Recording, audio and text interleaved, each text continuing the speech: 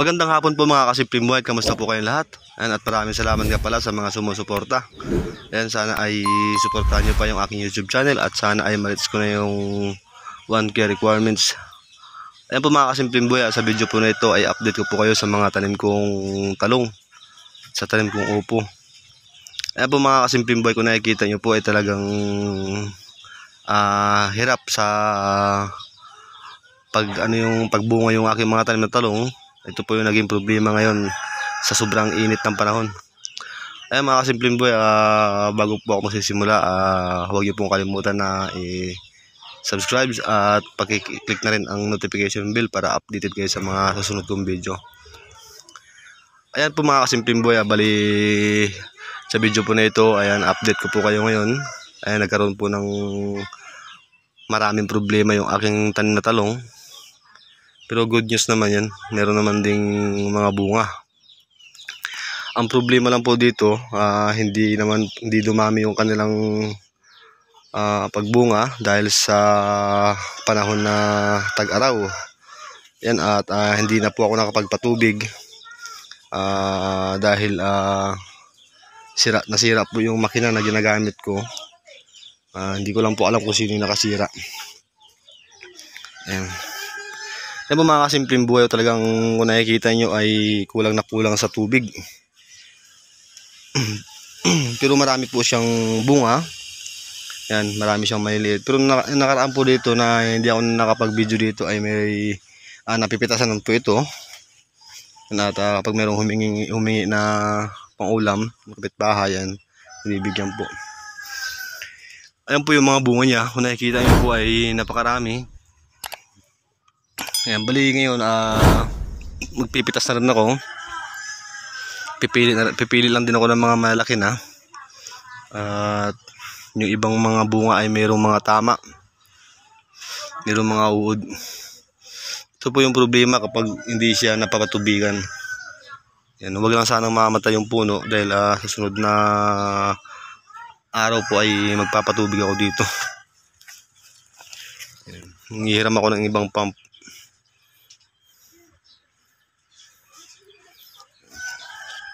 Ito naman po yung bill paper.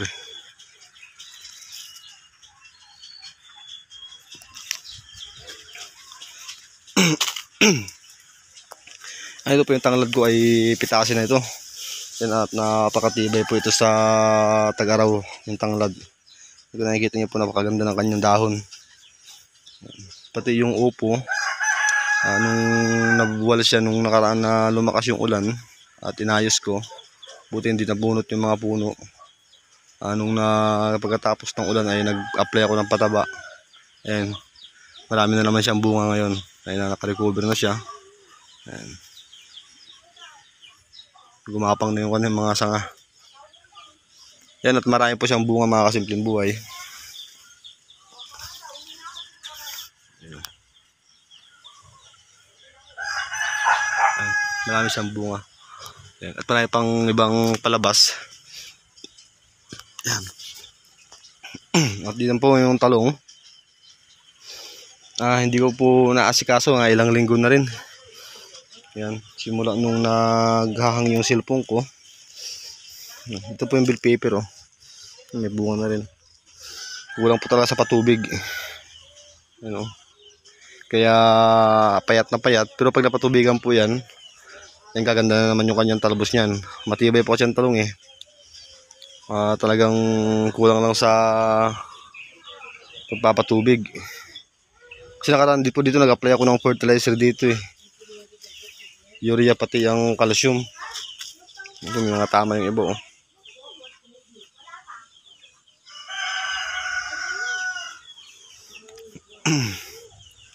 Ito naman po yung talbos. Silin talbusan yan. Maganda, mainam po yung silin talbusan ngayon tag-araw. Kahit di mo na patubigan, talaga napakatibay. Ayan. Yan na po yung status ng mga tanim ko ngayon. Simula nung matinding init na panahon, pati yung kamatis. Ayan. Pero yung kamatis na yun, ano na yan. Pero marami pang bunga. Talagang hindi ko na naasikaso. Ayan. Ayan po mga kasimpleng buhay, bali ngayon April 15. Ayan, bukas ay birthday ko. Ayan. Bali, siguro kakain na lang kami sa labas. At ako po ay magdi-day off. Ayan po mga kasimpleng buhay. Bali, ganyan lang po yung naging problema ng mga talong ko. Ayan. Bali, pag na-harvestan ko po ngayon, hindi na po ako dito na, kumbaga, hindi ko na nabawi. Pero matagal pa naman yung buhay nito, mabawi ko pa naman yung puhunan ko dito. Kaunti lang naman puhunan ko dito eh. Ayan. Kumbaga naging libangan ko lang to. At sinubukan ko lang magtanim ng talong. Ayan. At iba talaga yung ma-experience mo. Yung ikaw mismo yung gagawa. Para sa sunod alam mo na yung gagawin. At may problema din po dito sa distansya nga. Yan, kung napapansin nyo po ay dikit-dikit. Halos isang dangkal kalahati at 2 dangkal lang yung pagitan. Yan po pala yung pangit sa talong. Kapag yung masyadong dikit-dikit yung kanyang puno, parang hirap siyang lumago. Ayan. Sa sunod po ay medyo luwangan yung distansya sa magtatanim ng talong. Yan po yung pala yung mahirap sa naobserbahan ko. Parang hirap siyang lumago. Yan. Kagandahan lang nun, matibay. Dahil magkakadikit-dikit sila. Kaso nga lang, kapag lumago na siya, kapag yan lumaki ng lumaki, may hirapan pong mag-spray. Yan. Dahil magkakalapit po sila. Ito po ay 3 buwan. Magta 3 buwan pa lang ito. Wala pa ito 3 buwan. Kaya mga kasimpleng buhay, bali yan po at in-update ko po ngayon kayo ngayon dahil nagkaroon po ako ng pagkakataon na mag-video. Pasensya na nakaraan dahil medyo nagluluko yung cellphone ko.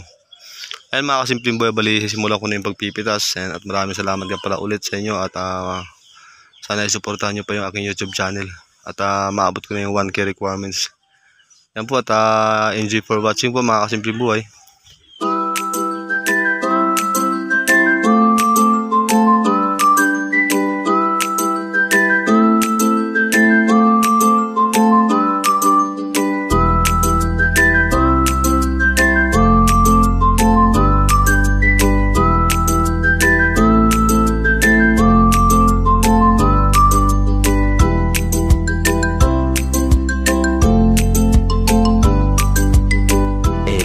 Moments later. Ito na po mga kasimpleng buhay, bali isang timba po yung napitas ko ngayong harvest. Ayan, at marami sana to kung hindi na na inuud yung iba. At marami pong nasayang. Ayan. Ayan, maganda sana yung kanyang mga bunga at malaki.